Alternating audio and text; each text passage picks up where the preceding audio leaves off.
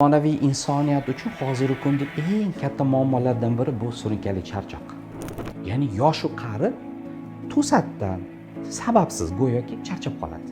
Buni 3 ta asosiy sababi bor hozirgi kunda.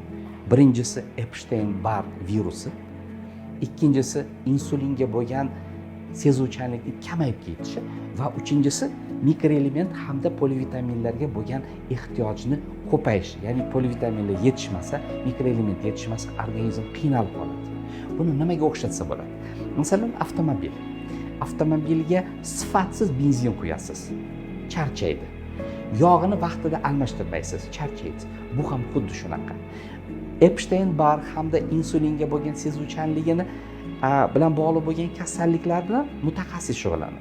Lekin aksariyat holatda biz hayotimiz, kundaligimiz davomida mavjud bo'lgan mikroelement va polivitaminlarni ishlatamiz yoqilg'i sifatida, lekin uni o'rnini qoplamaymiz. Qoplash uchun iste'mol qiladigan oziq-ovqat mahsulotlarimizda bu narsalar bo'lmaydi yoki yetarli darajada bo'lmaydi. Shu sabab zamonaviy 21-asr insoni yosh bolacha bo'ladi, qariya bo'ladi, ayniqsa o'rta yoshdagi faol turmush tarzini kechiradigan insonlar uchun bu juda ham muhim. Biz har kuni yoqilg'i sifatida mikroelement va vitaminlarni ishlatar ekanmiz, uni o'rnini ham har kuni, har soat, har soniya to'ldirib turishimiz shart.